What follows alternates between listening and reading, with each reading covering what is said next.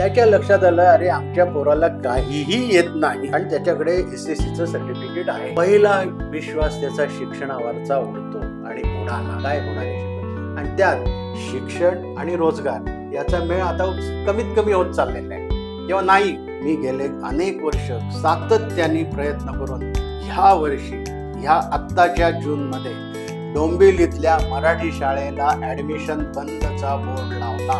आमच्याकडे ट्रायबल एरियातली आमची शाळा आहे, त्यांना मराठीत जड जातं, त्यांना इंग्लिश सोपं जातं. कारण इंग्लिशमध्ये काय मात्रा, उकार वगैरे वेलांट्या काही नाही. स्पेलिंग पाठ केलं झालं, ज्याचे पाठांतर नाही हे चांगलं आहे तो इंग्लिश चांगलं त्याचं. पण मराठीत दीर्घ केव्हा, रस्व केव्हा, हे केव्हा, ते केव्हा, शुद्ध लेखन म्हणजे काय, आणि त्याचं परत व्याकरण त्यांना फार जड जातं. आमचा SSCचा रिझल्ट 100% लागतो.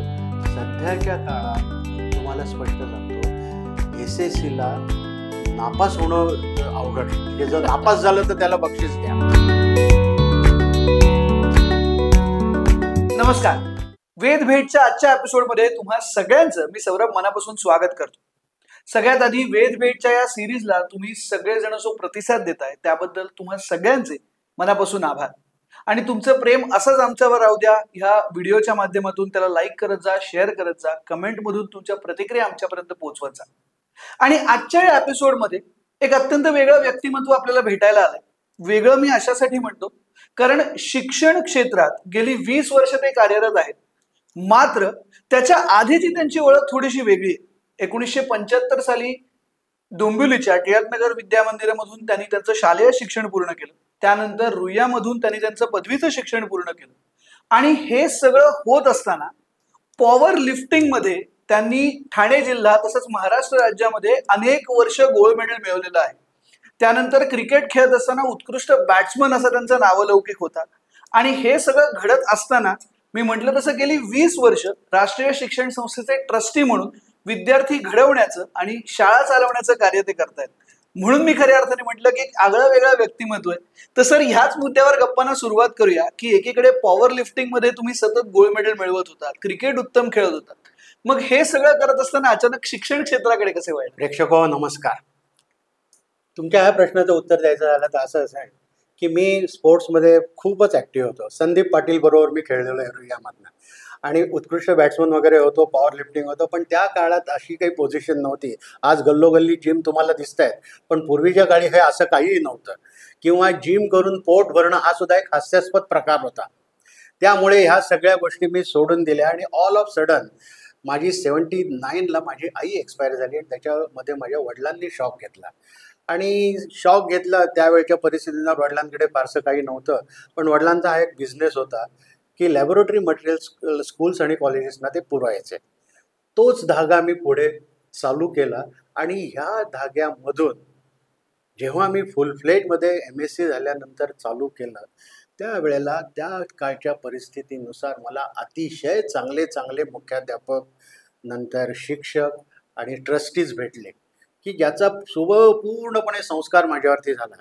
याच्या बाबतीत बोलायचं झालं तर चिकित्सक हायस्कूलचे नाबर सर असतील, किंवा आपल्या सायन हायस्कूलचे DS हायस्कूलचे MD कुलकर्णी असतील, वाजपेयी सर आहेत, टिळक सर आहेत, आपल्या सरस्वती हायस्कूलचे, या सगळ्यांचे संस्कार. आणि या सगळ्यांना मी जवळनं बघितलं.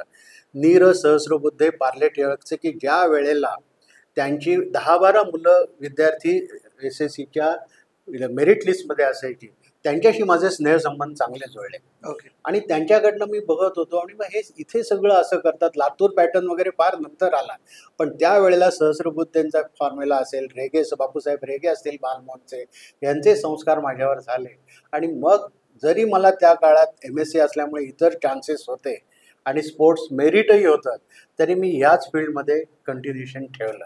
आणि शेवटी स्वतःचा बिझनेस असल्यामुळे मला मनासारखं कामही करता येत होतं, खेळताही येत होतं, लिफ्टिंगही करता येत होतं. हा त्याच्यामधला उद्देश होता. आणि राष्ट्रीय शिक्षण संस्था ह्या संस्थेवर गेली 20 वर्ष तुम्ही ट्रस्टी म्हणून काम करताय. त्या माध्यमातून डोंबिवलीत अनेक शाळा सुरू आहेत. तर त्याविषयी सांगा ना की नेमक्या किती शाळा आहेत आणि कुठले वेगवेगळे उपक्रम या राष्ट्रीय शिक्षण संस्थेच्या माध्यमातून तुम्ही चालवता? आमच्या मी जिथे राहतो तिथे जवळच दत्तनगर भाग आहे. आणि या दत्तनगरच्या सर्व एकेकाळच्या म्हणजे सगळ्या दत्तनगरच्या आई असं म्हणता येईल असं सुधाताई साठे नावाचं एक व्यक्तिमत्व आहे. आणि या सुधाताई साठेंचा माझी एज्युकेशनमधली गोष्टी हालचाली सगळ्या बघितल्या आणि त्यांनी मला सांगितलं. त्यावेळेला वसंतराव जोशी कार्यवाह होते, त्यांच्या बाजूलाच राहायचे आणि मला त्यांनी राष्ट्रीय शिक्षण संस्थेच्या कार्यकारिणीवरती घेतलं. आणि तेव्हापासून माझा हा एज्युकेशनच्या ॲज ए ट्रस्टी म्हणून प्रवास सुरू झाला. वास्तविक पाहता मी 80 सालापासून या गोष्टीत असल्यामुळे सगळा एज्युकेशन चेंजेसचा प्रवाह माझ्या ह्या नजरेसमोरचा आहे आणि प्रत्येक ठिकाणी मी चिकित्सक पद्धतीने बघत असल्यामुळे हे असं का झालं, हे असं का होतं, हे असं का यायला पाहिजे, या सगळ्या गोष्टी माझ्या डोक्यात होत्या. आणि या सगळ्या गोष्टी राष्ट्रीय शिक्षण संस्थेच्या निरनिराळ्या शाळांमध्ये कशा आणता येईल हाही माझा विचार होता. याबद्दल बरंचसं कॉन्व्हर्सेशन सुधाताई साठे किंवा आपले वसंतराव जोशी त्यावेळेचे सकपाळ यांच्याबरोबर झालं. राष्ट्रीय शिक्षण संस्थेच्या एकूण 16 शाळा आहेत. त्यापैकी 8 प्राथमिक, 8 माध्यमिक, 1 आश्रमशाळा आणि 1 नाईट कॉलेज. आणि आत्ता रिसेंटली आम्ही एक विधी महाविद्यालय चालू केलंय आणि कालच त्याला युनिव्हर्सिटीकडनं LLM पण परमिशन आलेली आहे. वा. तर असा सगळा हा एकंदर राष्ट्रीय शिक्षण संस्थेचा पसारा आहे. याच्यामध्ये निरनिराळ्या गोष्टी सगळीकडनं बघत ज्या आणल्या त्या कशा आणता येतील हा माझा त्याच्यामध्ये विचार होता आणि तो बऱ्याच अंशी मी सक्सेसफुल करत आणला. आणि तुम्ही जेव्हा म्हणता की 16 शाळा आता कार्यरत आहेत, तर हल्लीच्या काळामध्ये बघायला गेलं तर मराठी मीडियम किंवा मराठी माध्यमाच्या शाळा चालवणं हे खरंच खूप कठीण आहे. कारण मराठी माध्यमांची पटसंख्या एकीकडे कमी होतीये, त्याच्यात ऍडमिशन घेणारी मुलं कमी होत आहेत, हे चित्र आपण आजूबाजूला बघतोय. पण मग अशा परिस्थितीमध्ये ह्या मराठी शाळा चालवणं हे नेमकं तुम्ही कसं काय जमवता? मुळात मराठी शाळा आणि त्याचं अधःपतन हा एक 5-10 मिनिटाच्या चर्चेचा विषयच नाही. कारण याच्यावरती इतका ओहापोह, इतकं मंथन झालंय. पण मी मगाशी म्हणल्याप्रमाणे 40 वर्षाचा हा प्रवास माझ्या समोर आहे. प्रथम गिरगावात हे शिक्षणाचं सेंटर होतं. बरोबर. सगळ्या चांगल्या शाळा गिरगावात होत्या. आता तो भूतकाळ झालाय. चिकित्सकी नंबर 1 ची शाळा होती. आणि या शाळेच्या सुद्धा तुकड्या कमी होत आता अस्तित्व जवळजवळ पुसण्याचं एवढं झालेलं आहे. तर हे असं का झालं, या सगळ्या गोष्टी माझ्या समोर झालेल्या आहेत. गिरगावात प्रथमतः जागेची कमी असल्यामुळे आणि चाळीतल्या जागा स्वस्त असल्यामुळे रेसिडेन्शियल भाग कमी होत गेला. तो रेसिडेन्शियल लोक तिथले डोंबिवली, बदलापूर किंवा विरार, वसई इकडे गेले आणि त्या तिथे कमर्शियल लोक आले. सगळी सोनारांची दुकानं आज गिरगावात तुम्हाला दिसतात.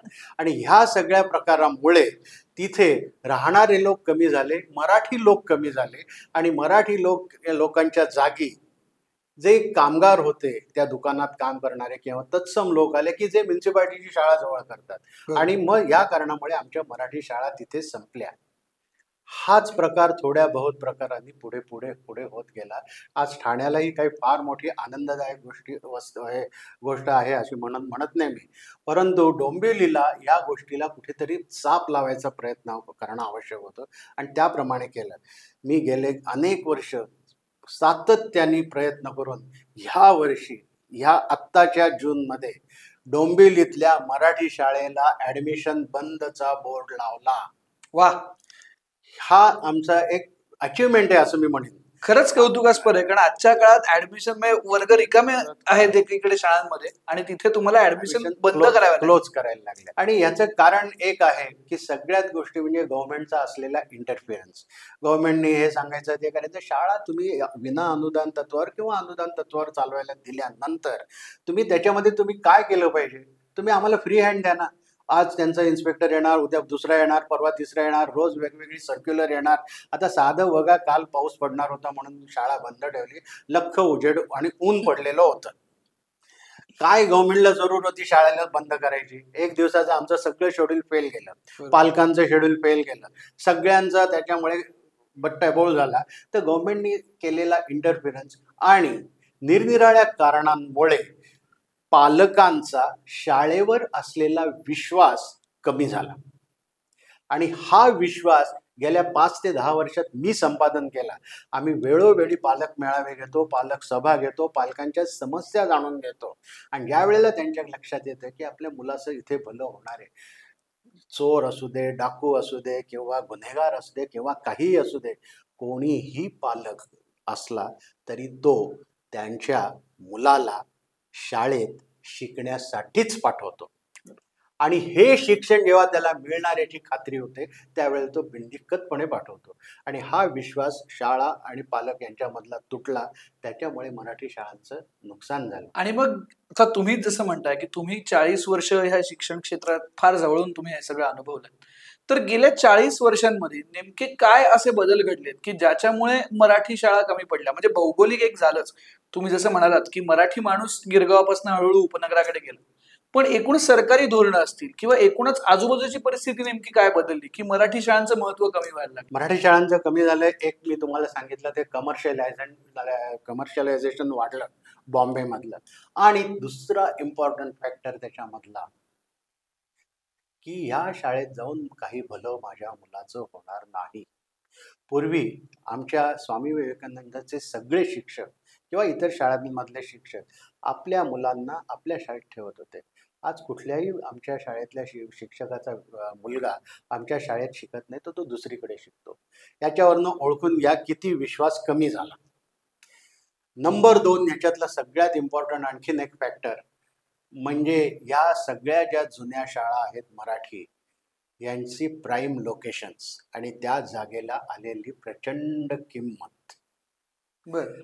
हा जो भाग आहे त्याला कोणीच थांबवू शकत नाही.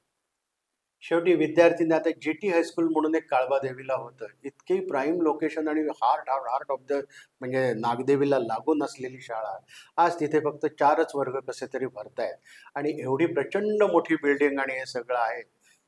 काय कुणाला का मोह होणार नाही?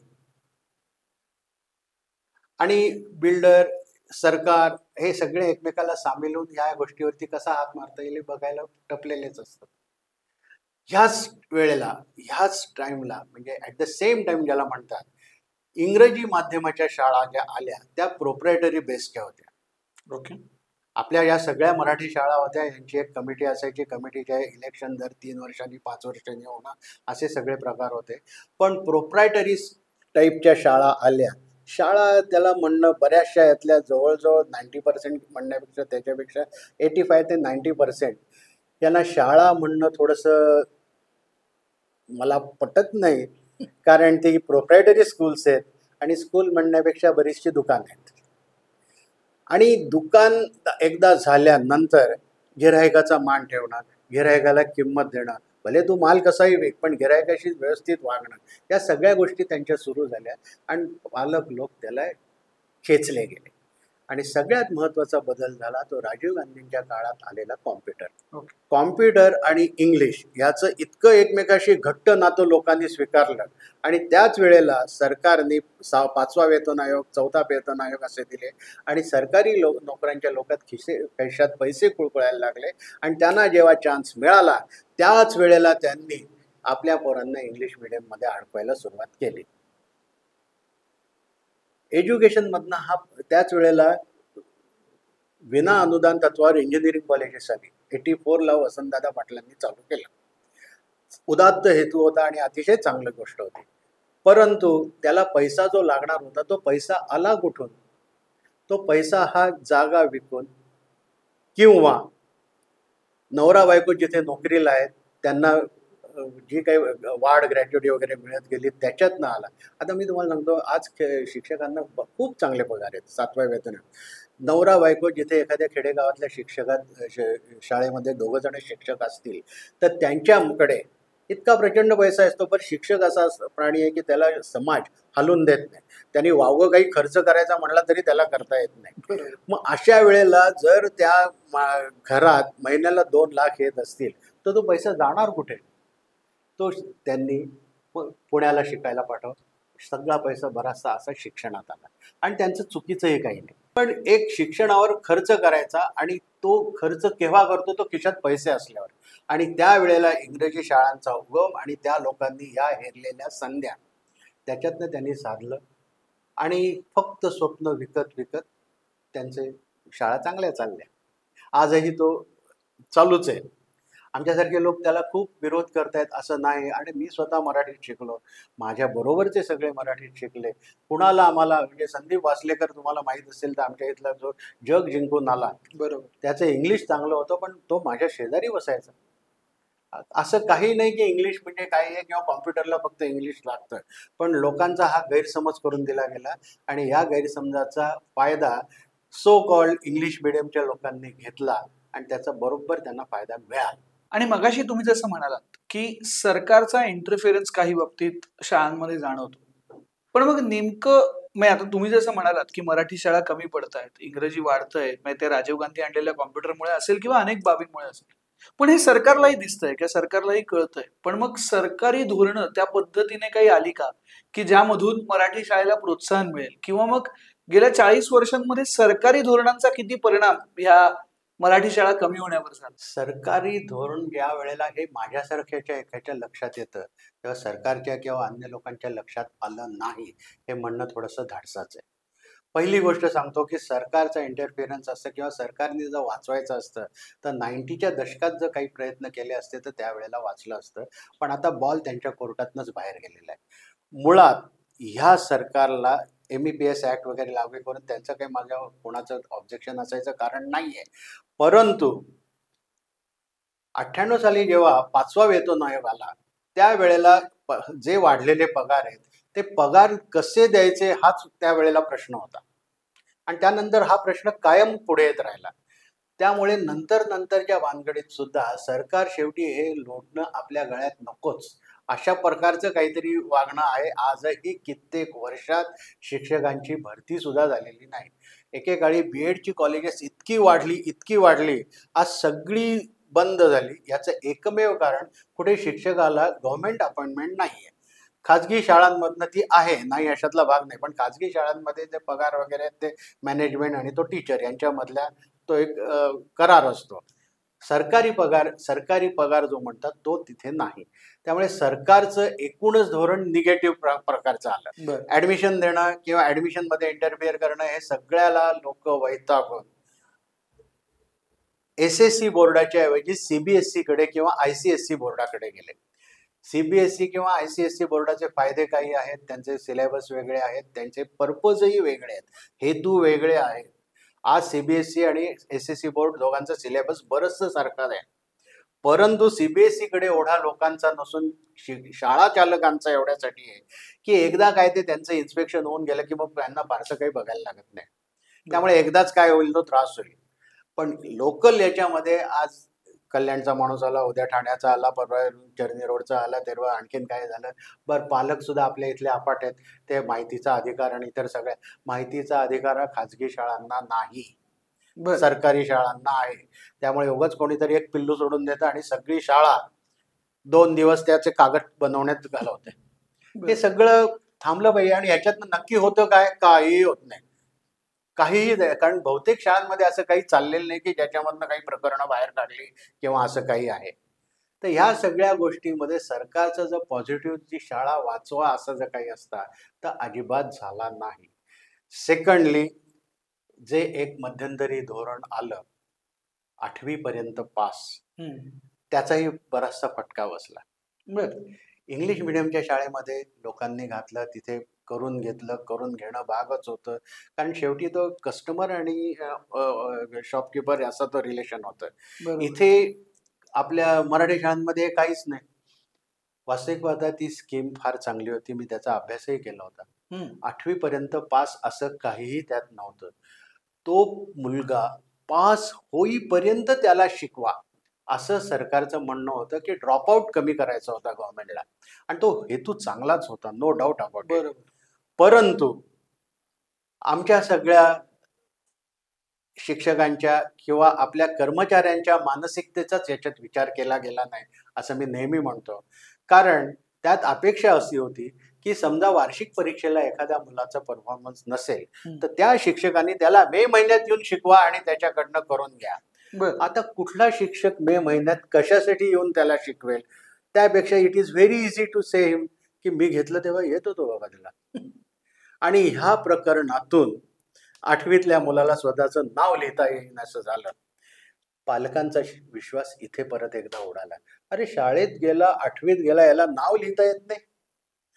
हे पालकांच्या जेव्हा लक्षात आलं तेव्हा पालकांनी विचार करणं, जरी पालक तो अंगठा छाप असला तरी त्याची अपेक्षा असते की मुलांनी निदान त्याचं नाव लिहावं, बरोबर. आणि ते सुद्धा होत नसेल तर काय होणार पुढे. करोनामध्ये याच्या पुढच्या गोष्टी घडून गेल्या. 8वी पर्यंतच्या मुलाला नाव लिहिता येत नाही, तोच मुलगा 9वीत गेला, 10वीत गेला. करोना असल्यामुळे 2 वर्षाचे त्याला 10वी पास करून टाकला. आता त्याच्या लक्षात आलं, अरे आमच्या पोराला काहीही येत नाही आणि त्याच्याकडे SSCचं सर्टिफिकेट आहे. बरं. पहिला विश्वास त्याचा शिक्षणावरचा उडतो आणि उडाला. काय होणार आहे शिकून? आणि त्यात शिक्षण आणि रोजगार याचा मेळ आता कमीत कमी होत चाललेला आहे, किंवा नाही. उद्या 100% SSCचा मार्क मिळवलेला माणूस तुमच्याकडे आला आणि तुम्ही तुमच्याकडे म्हणला मला नोकरी द्या, म्हणजे 100% मार्क आहेत, तुम्ही ठेवणार आहे का त्याला नोकरीवर? नाही. म्हणजे नोकरी आणि त्याचा मार्क याचं काही रिलेशन नाही, आणि त्याला येतही काही नाही. मग मी शाळेत घालायचं का? बरोबर. तर बुवा कुठेतरी जायचंय म्हणून. आणि मध्यान्ह योजना खिचडीची जी आली, केवळ त्यासाठी बऱ्याच ठिकाणी मुलं शाळेत येतात, गरीब घरातली, हे डोळ्यांनी बघितलेलं आहे. आणि बरोबर. सरकारला त्याबद्दल 10 वेळा मी नमस्कार करेन की चांगली स्कीम आणली. आणि सांगायला वाईट वाटतं काही काही वेळेला, ती खिचडी स्वतःची खाऊन झाली की स्वतःच्या धाकट्या मुलाला घरात डबा घेऊन जाणारी पण मुलं मी बघितली. खरोखर चांगली स्कीम आहे आणि त्यामुळे त्यांचा ड्रॉपआउट कमी झाला, मुलं यायला लागली. पण पुढचं शिक्षण जे आमचं होतं त्याचा प्रसार आडवा झाला. जो उभा व्हायला पाहिजे, त्याची गुणवत्ता या दृष्टीने उभा व्हायला पाहिजे, तो झालाच नाही. बरोबर. आणि आडवा हा पसरत पसरत पसरत चाललेला आहे. आजही पसरतोय. एवढ्या शाळा आहेत, एवढ्या शाळा इतक्या आहेत, जिल्हा परिषदच्या एवढ्या शाळा आहेत, तिथे एकच शिक्षक येतो, 7वी पर्यंत एकच शिक्षक शिकवतो. हे सगळं म्हणजे विस्तार झाला तुमचा, पण क्वालिटी काही नाही. आणि ह्याच क्वालिटी एज्युकेशनची कास धरली आमच्या इंग्लिश मिडियमवाल्यांनी. आणि ती आम्ही काय देतो, we are giving quality education. आता व्हॉट इज क्वालिटी हे कुणी बोलत नाही. बरोबर. सगळ्यांनी झाकली मोठ ती व्हॉट इज क्वालिटी. तर क्वालिटी म्हणजे नक्की काय आहे, ते मला काय पाहिजे आणि ते कसं काय पाहिजे. बरं, वर्गात तुमच्या 60 मुलं आहेत, तर 60 मुलांची क्वालिटी तुम्ही एकाच तागडीत का कशी तोडणार? बरोबर. त्याला काही पॅरामीटर्स आहेत का? नाही. आमचा SSCचा रिझल्ट 100% लागतो. सध्याच्या काळात तुम्हाला स्पष्ट सांगतो, SSCला नापास होणं अवघड आहे. म्हणजे जर नापास झालं तर त्याला बक्षीस द्या. मी अगदी राजरोज तुम्हाला कॅल्क्युलेशन करून सांगतो. आता साधारणतः 20 मार्क प्रत्येक शाळेच्या हातात आहेत. बरोबर. 20 मार्क ते सगळे 19 किंवा 20 सगळ्यांना मिळतात. बरोबर. या 19-20 पैकी अजून 6 ते 7 मार्क मिळाले की ते 27 होतात.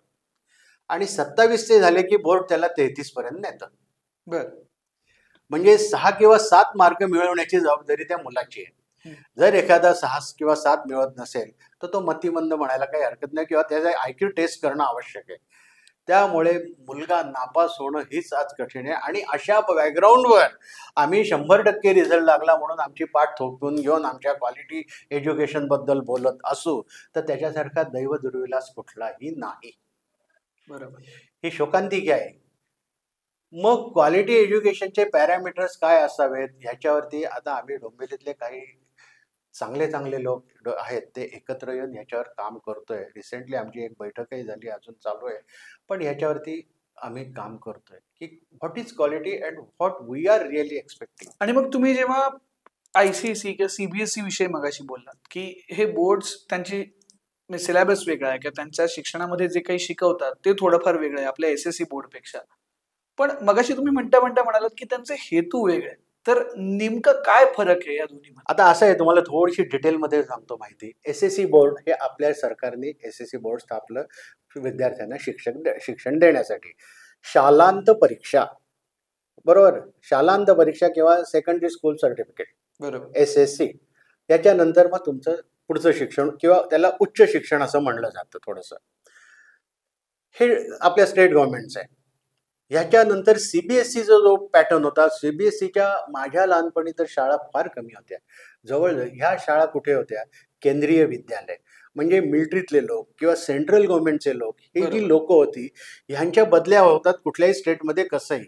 मग त्या वेळेला त्यांची समजा ऑगस्टमध्ये बदली झाली तर तिथे CBSE बोर्डातली जी शाळा असेल केंद्रीय विद्यालय वगैरे, तर तो तिथनं तिथल्या शिक्षणाचं त्या दिवसापर्यंत सर्टिफिकेट घेऊन येतो आणि त्याला कंटिन्युएशन इकडे बॉम्बेतल्या शाळेत मिळतं. Okay this was the purpose of the CBSE central board. Okay ICSE म्हणजे सिनियर केम्ब्रिज आमच्या लहानपणी फार थोड्या शाळा होत्या आणि त्याचा दर्जा हा केम्ब्रिज प्रमाणे थोडा वगैरे आहे वगैरे, पण या हायफाय लोकांच्या होत्या, उच्चभ्रू लोकांच्या होत्या. बरं पुलंच्या ते चौकोनी कुटुंबामध्ये सिनियर केम्ब्रिजचा एक छोटासा उल्लेख आहे बघा. बरोबर. हा.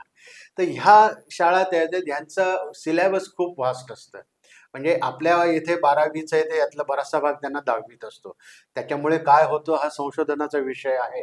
पण त्यांचं मॅथ्स आणि तो एकंदर क्रिमी लेअर असल्यामुळे पहिल्यापासून त्यातली मुलंही स्मार्ट असतात, हुशारही असतात आणि त्या शाळा त्याप्रमाणे चाललेल्याही असतात.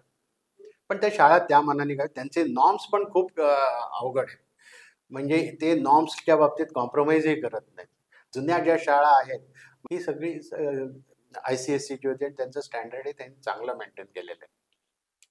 म्हणजे इतकं त्यांचं डिटेलिंग असतं ना की जरा जरी त्यांना असं वाटलं पहिल्या इन्स्पेक्शनला तर ते सेफ्टी मेजर इतके काटेकोरपणे पाळतात की तेवढे, म्हणून CBSEच्या जेवढ्या स्कूल निघतात तेवढ्या ICSEच्या निघत नाही. बरोबर. त्याच्यानंतर IB बोर्ड येतं. आता जसं CBSE स्टेट आणि नॅशनल लेवलला आहे, IB बोर्ड इंटरनॅशनल. ओके म्हणजे इथला अभ्यासक्रम समजा इथे पूर्ण केला आणि नंतर तुम्ही जाऊन स्वित्झर्लंडला गेला तर you can continue there. Okay त्यांचे नॉर्म्स परत वेगळे आहेत. तरी सुद्धा तुमच्या माहिती करता सांगतो, पहिली IB बोर्डची शाळा औरंगाबादला 94ला चालू झाली. ओके 94ला. आणि 94ला मोबाईल काय रेटनी होता तुम्हाला अंदाज असेल, 16 रुपये असा काहीतरी रेट होता. हो. आणि त्यावेळेला तिथे बोर्ड लावला होता की मोबाईल्स आर नॉट अलाउड बर शाळेमध्ये. ओके. यावरून तुम्ही ग्रेड लक्षात घ्या. पाचगणी वगैरे एक रेसिडेन्शियल स्कूल म्हणून त्यांचा एक वेगळा भाग आहे. हवा चांगली, आरोग्य चांगलं वगैरे वगैरे. पण तिथे सुद्धा ज्या आई वडिलांना मुलांकडे लक्ष द्यायला वेळ मिळत नाही, सिनेमा नटी असतील किंवा अन्य कोणी असतील तर त्यांची मुलं तिथे शिकत असतात. डून स्कूलचा पण तशाच पद्धतीने. पण सगळ्याचा कॉमन बेस मात्र एक असतो की मुलांचा सर्वांगीण विकास, शैक्षणिक, स्पोर्ट्स आणि इतर. आता इतर म्हणजे काय ते विचारायचं नाही. त्याच्यासाठी आमची शाळा कार्यरत आहे.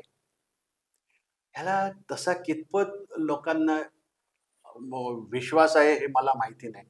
पण विश्वास नसले तरी लोक रांगेत उभं राहून ऍडमिशन घेत आहेत, ओव्हरहेड फीज भरतायत, फीज नाही भरले तर इन्सल्ट करूनही घेत आहेत.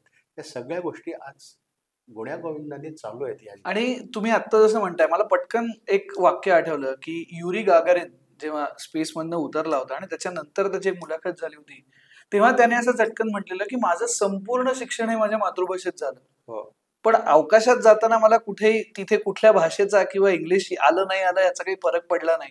आम्ही चंद्रावरती पाऊल ठेवलं तेव्हा कुठल्या भाषेत मी पाऊल ठेवलं याचा काही संबंध नव्हता. म्हणजे इतकं आहे की मातृभाषेत आपण शिक्षण घेतो किंवा ते सहज सोपं असतं.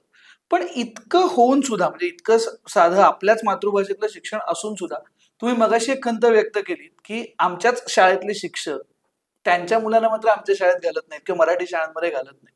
तर हे नेमकं का घडतं? हे नेमकं असं घेतलं की सगळाच दोष आपण सरकारवर किंवा ह्याच्यावर घालतोय. आमच्या संस्थावाल्यांनी, म्हणजे आमची संस्था नाही, किंवा डोंबिवलीतल्या काही चांगल्या संस्था, पण बऱ्याचशा इतर संस्थांमधनं एम्प्लॉयमेंट ही संस्थेच्या हातात होती. बरोबर. ही सेमी गव्हर्नमेंटची किंवा MEPS ऍक्ट असलेली वेल प्रोटेक्टेड नोकरी आपापल्या नातेवाईकांमध्ये दिली विदाउट कन्सिडरिंग एनी क्वालिटी. हो आणि ही बदललेली क्वालिटी बऱ्याच ठिकाणी तुम्ही ऐकलं असेल की नोकरी देताना बऱ्याचदा देवघेव झाली. ही देवघेव झाली प्रत्यक्षात. आणि ही देवघेव त्याच वेळेला झाली ज्या वेळेला क्वालिटी एज्युकेशनशी तुम्ही कॉम्प्रोमाइज केलं. बरोबर. तुम्ही घरातल्यालाच लावा, नसेल तर पुतण्याला बोलवा, पुतण्याला लावून घ्या, त्याला मग त्याचं ग्रेडेशन म्हणजे BEd वगैरे करून घ्या. ह्या गोष्टींमुळे एकदा ह्या गोष्टी सगळ्यांच्या लक्षात आल्या त्यावेळेला पहिल्यांदा काय करतो माणूस, ठीक आहे ह्या इथे मला मिळत नाही ना, जिथे मिळतंय तिथे तरी मी जातो. ठीक आहे, इट इज कॉस्टली. तुमच्या इथे फ्री आहे पण तिथे बाजूलाच कॉस्टली असलं तरी मी जातो. तिथे निदान माझ्या प्रश्नांना उत्तर तरी मिळत आहेत. बरोबर. इथे मला शिक्षकांची जी चिठ्ठी येते त्यातच शुद्ध लेखनाच्या 10 चुका असतील तर मी काय करणार? तर हा मातृभाषेचा प्रश्न तर आणखीन गंभीर आहे. आपल्या 18 पगड जातीच्या आणि भाषेच्या देशामध्ये जी 12 कोसावर बदलते असं म्हणतात. ह्या भाषेचं म्हणाल तर इंग्रजी ही कॉमन भाषा म्हणून आली आहे. आजही बऱ्याचदा आम्ही 11वी मी 11वी SSC आहे जुन्या ह्याच्यातला. तर आम्हाला नंतर सगळं इंग्लिशमध्येच होतं. बरोबर. मग हेच इंग्लिश आम्हाला नंतर काही जड गेलं नाही हो. आमच्या शाळेत भरपूर करून घेतलं होतं. तर मातृभाषेचं वगैरे हे जर खरं सांगू ना, स्पष्ट आणि स्वच्छ. आता घागऱ्यांचं तुम्ही उदाहरण घेतलं, तर language is for the communication. Correct. निबंध लिहिणं वगैरे हा जो अभ्यासाचा लँग्वेज हा भाग वेगळा आहे. पण कम्युनिकेशनमध्ये लँग्वेज हे कम्युनिकेशनचं एक साधन आहे. बरोबर. तुम्ही मद्रासी आहेत आणि तुम्हाला मद्रासी काही येत नाही आणि मी कुठल्या तरी जर्मन भाषेचा आहे, मला बाकी काही येत नाही. तरी पण आपल्यामध्ये कॉन्व्हर्सेशन येऊ शकतं, होतं. बरोबर. कारण इट हॅज बीन प्रूव्ड की कम्युनिकेशन हे 8% लँग्वेज मार्फत होतं. 8% लँग्वेजनी होतं.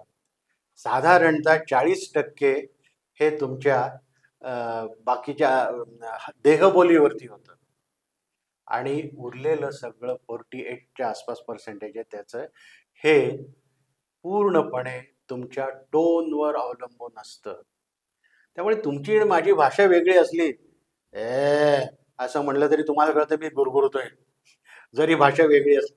तर कम्युनिकेशन हा भाग वेगळा आहे आणि जेव्हा शिकायचा भाग येतो ना, त्यावेळेला तो वेगळा येतो. मग त्यात व्याकरण येतं, त्यात मराठीमध्ये तर असंख्य. आता आमच्याकडे ट्रायबल एरियातली आमची शाळा आहे, त्यांना मराठीत जड जातं, त्यांना इंग्लिश सोपं जातं. कारण इंग्लिशमध्ये काय मात्रा उकार वगैरे वेलांट्या काही नाही. स्पेलिंग पाठ केलं झालं. ज्याचे पाठांतर नाही हे चांगलं आहे तो इंग्लिश चांगलं त्याचं.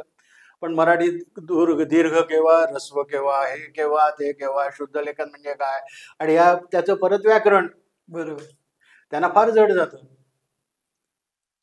तर मातृभाषेच्या शिक्षणाचे NEP मध्ये आता त्याच्यामध्ये केलंय, परंतु त्याला आजही बऱ्याच जणांचा विरोध आहे.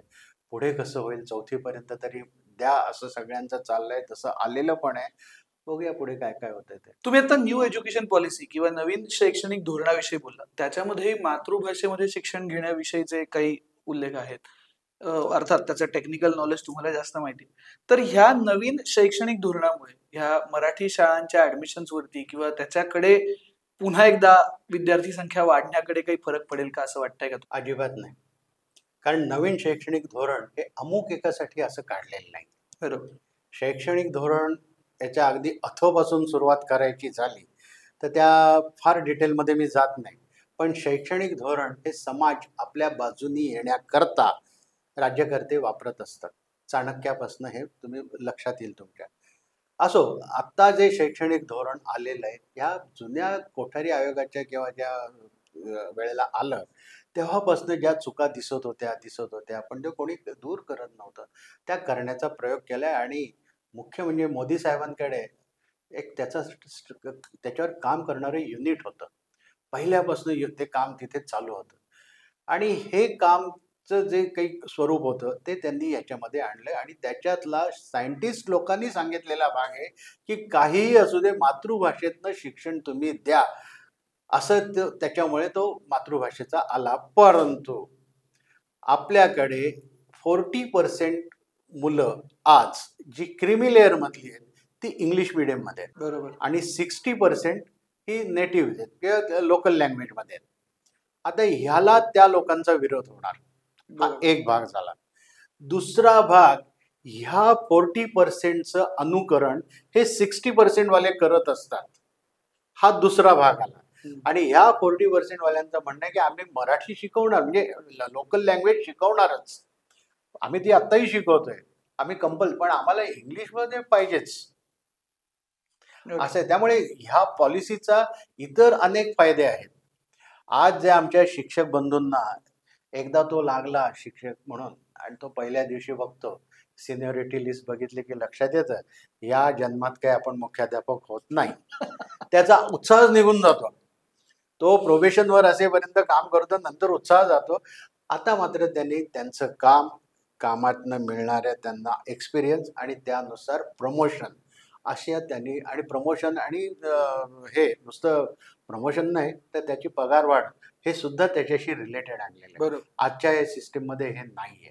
हा एक अतिशय चांगला म्हणजे त्याच्यातला प्रकार आहे. बाकी क्लस्टर डेव्हलपमेंट म्हणून एक आहे, त्याचं कितपत होईल मला स्वतःला त्याचा डाऊट आहे. परंतु काही गोष्टी त्याच्या एक्सपिरियन्स केल्यानंतरच आपल्या लक्षात येतात.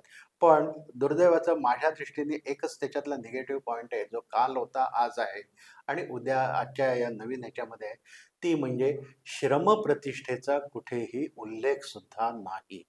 आणि श्रमप्रतिष्ठा ही अत्यंत उपयुक्त गोष्ट आहे, की ज्याला आम्ही किंमत दिली नसल्यामुळे शिक्षण हे फक्त व्हाईट कॉलर्सचंच. शिक्षण म्हणजे फक्त व्हाईट कॉलर्सच. म्हणजे तो शिकला की त्यांनी व्हाईट कॉलरचा जॉब क्लार्क किंवा असे सरकारी जॉब आहेत तेवढेच करायचे का? असं अजिबात नाही. त्यामुळे श्रमप्रतिष्ठेला त्याच्यामध्ये वाव मिळणं अत्यंत आवश्यक होतं.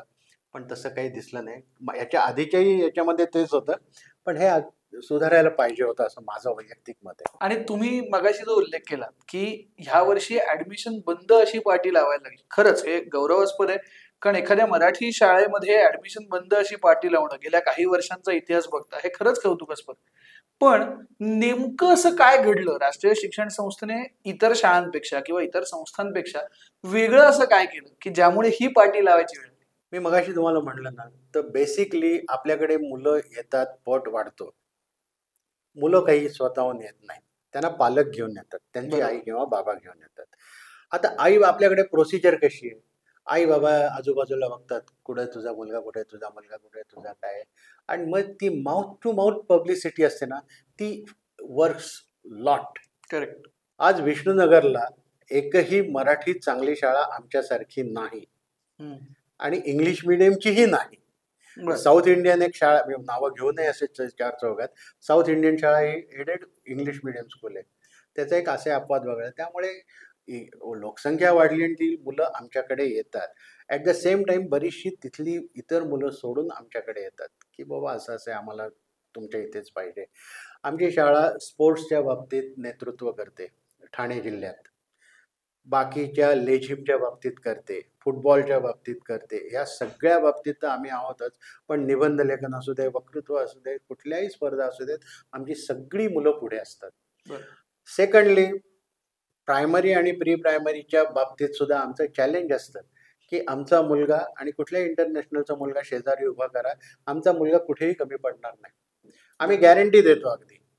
आणि ह्या माध्यमातनं आम्ही सातत्याने मी पालकांसमोर जातो आणि पालकांना सांगतो, हे बघा हे असं आहे, हे मी तुम्हाला चॅलेंज देतो, माझा मुलगा ठेवा त्या दुसऱ्या कुठल्याही शाळेबरोबर. आणि ह्याने एक विश्वास निर्माण झाला आणि त्या विश्वासाचं फळ म्हणजे आज आम्हाला हे झालं. सेकंडली काही गोष्टी आता ह्या गोष्टी आहेत, या बेस लेवलला झाल्या. म्हणजे सुरुवातीला पहिलीला मॉन्टेसरीला किंवा त्याच्या आधी शिशु वर्गाला या ॲडमिशन अशा पद्धतीने झाल्या. पण सध्या आम्ही एक ट्रेंड पण दुसराही बघतोय, की भांडूप, मुलोड, विक्रोळी या ठिकाणी रिबिल्डिंगचं फॅड मोठ्या प्रमाणात आहे. आणि त्या मुलांना मग त्यांना तिकडनं एक तर ते पैसे घेऊन तरी येतात किंवा अन्य टेम्पररी येतात. पण ते तिकडच्या शाळा सोडून तसेही आमच्याकडे लोक येत आहेत. आणि दुसरीकडे न जाता आम्हाला प्रेफरन्स मिळतोय. त्याचं एकमेव कारण आम्ही पालकांचा संपादन केलेला विश्वास. विश्वास ही अशी चीज आहे की जी मागून मिळत नाही आणि दिली म्हणून देता येत नाही. तो संपादन करायला लागतो, त्यासाठी हार्डवर्क करायला लागतं आणि आमचा सगळा स्टाफ आणि आम्ही ते करतो. नाही, नक्कीच तुम्ही जसं म्हणालात तसं अनेक स्पर्धांमध्ये तुमच्या शाळेचे विद्यार्थी बक्षिसं मिळवत असतात आणि त्यामुळे ते अर्थातच तुमची जी मेहनत आहे किंवा तुमच्या शिक्षकांची, तुमच्या एकूणच सगळ्या टीमची जी मेहनत आहे ती अर्थातच त्या यशामधून दिसते.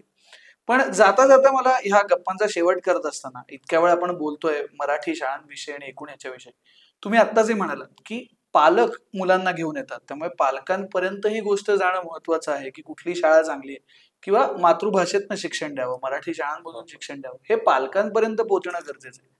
तर जाता जाता पालकांना काय सांगाल किंवा ह्या सगळ्या चर्चेचा एक समअप करत असताना त्यांना तुम्ही काय संदेश द्याल? अगदी तुकोबांचा अभंग, तुकोबाने मला वाटतं चोखामेळांचा असेल, कारे भुललासी वर लिया रंगा, एवढंच या एका वाक्यात भरपूर होईल. आमची मुलं आम्ही ऑलिम्पियाडसाठी तयार करतोय. माझ्याकडे आमच्या सगळ्या शाळांमधनं मी 60 मुलं केली आहेत आणि मॅथ सर्कल चालू केलंय, की जे मॅथ सर्कल पूर्वी फ्रान्समध्ये होतं पॉलिटेक्निकमध्ये. ओके. तशा पद्धतीचं प्लेन मॅथ्सला आम्ही मुलं तयार करतोय. त्यांचं लॉजिकल थिंकिंग, प्रॅक्टिकल थिंकिंग आणि प्रॉब्लेम सॉल्व्हिंग थिंकिंग इतकं 6वी 7वीतली पोरं आहेत. तुम्ही बघाल ना, इतकी म्हणजे स्मार्ट आणि हे झाली आहेत. आणि ह्या गोष्टी माउथ टू माउथ पब्लिसिटी जी होते पेरेंट्समध्ये, त्या पेरेंट्सकडनं आम्हाला ॲडमिशन्स येतात. बॅनर लावून किंवा आणखीन टी व्हीवरती जाहिरात देऊन, पॅम्पलेट वाटून काहीही होत नाही. ओके. आणि infrastructure plays an important role आणि तोही आम्ही आता बदलायला घेतलाय. कारण आज कुठल्याही स्तरातला मुलगा असू दे, तो मॉलमध्ये जातो, तो पिक्चर वगैरे बघायला जातो, पब्लिक सेक्टरमध्ये जो फिरत असतो, त्याला ते चकाचक इन्फ्रास्ट्रक्चर दिसत असतं. So we are also converting our self into that direction. हो. त्या मुलांना आपण, आपल्या मुलांना पण आपण हे द्यायचंच. आणि ह्या सगळ्या जेव्हा माउथ टू माउथ पब्लिसिटी पेरेंट्सपर्यंत जाते, तेव्हा निश्चित आम्हाला उज्ज्वल भवितव्य आहे. तुम्ही मगाशी विधी महाविद्यालयाविषयी बोललात. नुकतंच LLM ची परमिशन सुद्धा तुम्हाला मिळाली. तर अजून असे काही नवीन उपक्रम राबवायचे आहेत किंवा नवीन वेगवेगळी कॉलेजेस म्हणजे जेणेकरून लोकल लेवलला, प्रांतीय लेवललाच आपल्या मुलांना शिक्षण मिळेल, असे काही उपक्रम डोक्यात आहेत का? निश्चित आहेत आणि त्या दिशेने आमची वाटचालही चालू आहे. बेसिकली लॉ कॉलेज डोंबिवलीमध्ये नव्हतं बरोबर. आणि आम्हाला माननीय मंत्री महोदय रवींद्रजी चव्हाण यांनी खूप मदत केली आणि मागच्या वर्षी आम्ही ते चालू केलं. युनिव्हर्सिटीच्या नेहमीच्या स्टाईलने उद्या ऍडमिशन बंद होणार आणि आज आम्हाला त्यांनी परमिशन दिली. आम्ही एका रात्रीत 60 मुलं गोळा केली आणि आमचं सक्सेसफुली चालू झालं. बर. त्याच्यानंतर यांनी इन्स्पायर होऊन आम्ही या वर्षी अजून एक डिव्हिजन वाढवून मागितली. तीही आम्हाला काल आली आणि LLMचे पण वर्ग आले. आता ह्याच्या जोडीला डोंबिवलीमध्ये काय नाही आहे ह्याचा आम्ही घेतो. इंजिनिअरिंग कॉलेज आहे, बाकीची सगळी काही कॉलेजेस आहेत, BEd DEd तर भरपूर आहेत. तर आम्हाला याच्यामध्ये आर्किटेक्ट कॉलेज जर मिळालं किंवा एक चांगल्यापैकी MBAचं कॉलेज झालं तर तो आम्हाला आमचा एक विजय असेल. कारण MBAचं कॉलेज आणि स्टँडर्ड विथ स्टँडर्ड अर्थात.